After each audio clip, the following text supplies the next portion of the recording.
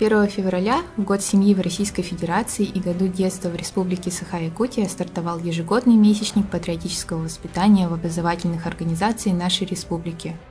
Месячник – это у нас ежегодное мероприятие, то есть каждый год Министерством образования и науки объявляется месячник патриотического воспитания, который проводится во всех школах Республики Саха-Якутия и также образовательных организациях профессионального обучения.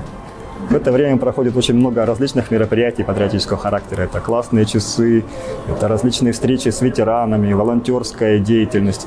Также у нас проходят муниципальные этапы военно-спортивной игры «Снежный барс». Также очень много других мероприятий патриотического характера. В историческом парке «Россия. Моя история» прошло торжественное открытие. На нем присутствовали приглашенные почетные гости, отряды юнармии и отряды военно-патриотических клубов. Целью месячника является сохранение исторической памяти, формирование духовно-нравственного воспитания обучающихся, чувства преданности и любви к своему Отечеству, самосовершенствование форм работы по патриотическому воспитанию.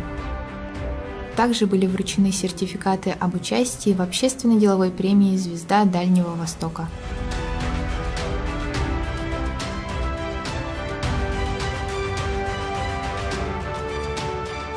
После завершения торжественной части все участники посетили выставку «80 фактов о блокаде Ленинграда», которая продлится до 25 февраля в историческом парке «Россия. Моя история». И мы сейчас будем это о войне. Много.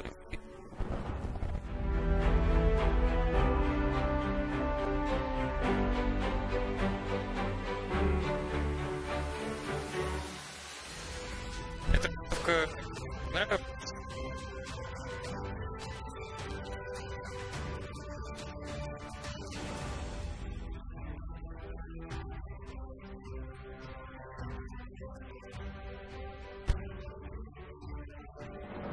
Выставку «80 фактов о блокаде Ленинграда» и другие действующие выставки вы сможете посетить в историческом парке «Россия. Моя история» по адресу Уткина, 5.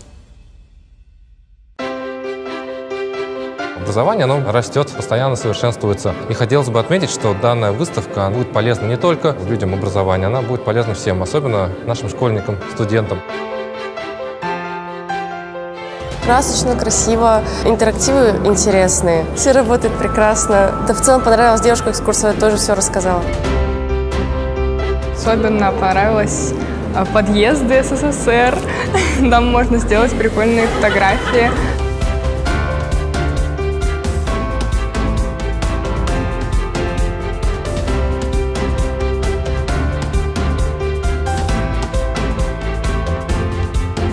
Экспозиция мне очень понравилась, все просто замечательно. Больше всего мне понравился зал, где рассказывалось про регион Московской области. Очень красиво. Наука шагнула на шаг вперед, следовательно, образование тоже стало на капельку тоже, в принципе, лучше. Если честно, меня очень сильно удивили оформление павильонов. Так хорошо все проработано, есть какие-то интерактивные места, и информации очень много, и она вкраплена так хорошо, что сразу быстро усваивается. Все так интерактивно, интересно, все светится, на кнопочки можно понажимать. Сразу погружаешься в атмосферу того времени. Создается впечатление, будто, ты правда в машину времени попал. Вообще понравилось все, но больше всего, наверное, могу отметить пуфики. Вот когда смотришь на потолок, там все показывает. Это самое классное. Лежишь, отдыхаешь. Когда мы проходили экскурсию вместе со взрослыми педагогами, было интересно наблюдать, как у них горят глаза. Все интерактивное, все можно потрогать, везде можно понажимать. Это действительно погружение в прошлое. Все эти маленькие мелочи, нюансы, и все это сделано так, даже нет слов, чтобы описать. Очень интересно, действительно. Но я бы сюда учеников действительно бы отвел. Им прям понравится, я это чувствую, да.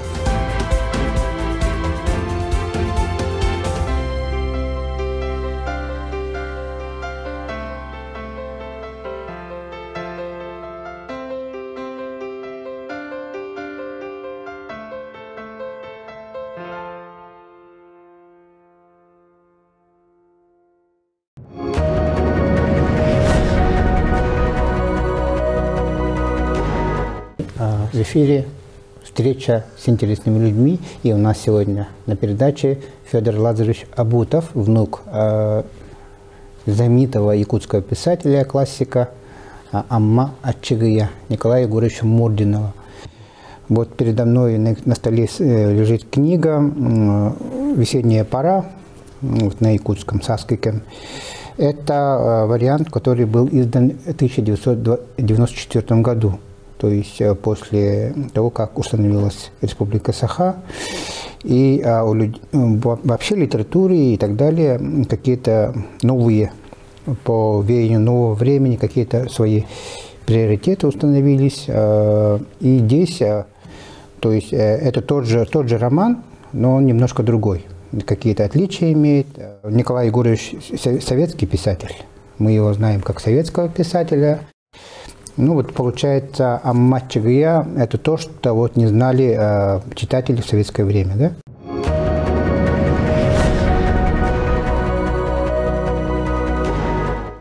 Вот. Итак, начнем, Федор Лазаревич. Амма Ачыгыя Николай Егорович мой родной дед. Он отец моей матери, Мурдиновой Музы Николаевны. Сам я отучился на историка по специальности историк. И теперь работаю здесь, в музее «Россия. Моя история». Хорошо, ну давайте сейчас поговорим о Николае Егоровиче. Какой он был в быту человек? В быту Николай Егорович был обязательный, достаточно пунктуальный, требовательный, довольно-таки строгий человек, но вместе с тем веселый, добрый. Любил ездить на рыбалку, наверное? Ну, конечно, вот это такие якутские страсти поддерживал. Страшно любил охоту, зайца и утку. На даче у нас озеро, рядом недалеко. Каждый вечер мы туда идем с лодкой. Тащу ему лодку, он там сети ставит, проверяет, потом мы этих мундушек оттуда вытряхаем. Все это, это такой процесс ежедневный. А какая у него была библиотека своя личная? Богатая, да, наверное? Очень богатая библиотека. Это... Какие там книги были, интересно помнить? Ну, книги, конечно, это классика русской литературы, мировой, ну, в общем, классика мировой литературы, так скажем даже. Там Толстой весь у него был. Горький у него тоже весь был. А вообще, как он работал? Вообще, он, вот как рассказывали, очень трудолюбивый был человек. Он, наверное, сидел и писал целыми днями, да? Или как? Там у него получалось? Да. Это вот он, у него комната эта была специально выделена под его работу. И вот как вот человек обычный уходит на работу, как будто, ну и все, его нету. Вот точно так же он заходит в комнату и еще до вечера там сидит.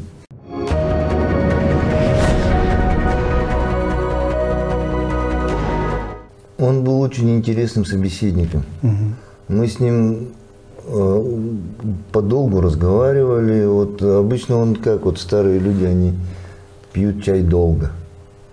Вот все покушали и ушли. А вот пока он чаю не допьет, мы все это разговариваем. Всякие разные темы затрагиваются. Это не так, что какой-то пустой треп, а вот буквально все. Он интересуется мнением по вопросу, рассказывает вот какие-то случаи из жизни, какие-то байки, может быть, где-то это. Ну, очень даже интересно это было. Я никогда не спешил убежать по делам, а вот лучше с дедушкой поговорить. Там, просто вот он рассказчик был, к тому же, очень, очень хороший. И, в общем-то, какую-то даже незначительную, пустую новость какую-нибудь может преподать так, что заслушаешься и подумаешь, что это вот самое главное было.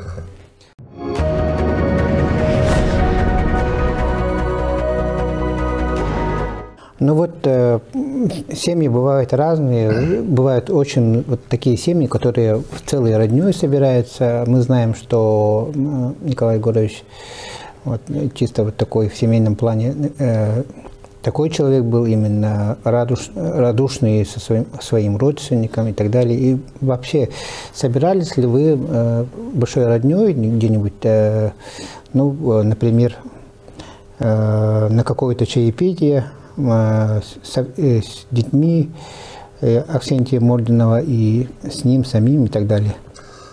Ну, конечно, это... А как по-другому? Это, наверное, очень весело у вас так проходило и так далее, да? Ну, у нас почему-то это редко происходило. В основном собирались, насколько я помню, у Аксентия Егоровича. Ну, собирались родные.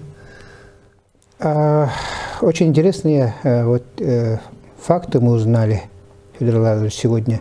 Ну и давайте сейчас завершающий вопрос. Какое место имеет оформление вообще как личности вашей, вот ваш дед? Ну, я думаю, очень значительное место занимает в моей жизни, в формировании меня. У меня нет отца, и вот место отца занял дед. На его примере я смотрел, кто такой мужчина, каким он должен быть, отношение к жизни, отношение к людям. Ну, в общем, дед перед глазами всегда был, и ориентир жизненный это вот был он. В дальнейшем у нас будут такие же интересные встречи с интересными людьми, поговорим о непосредственным участием каких-то событий, поэтому до новых встреч.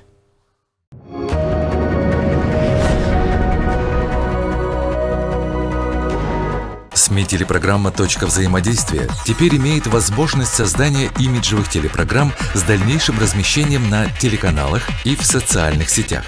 Подробности на сайте Округ ТВ.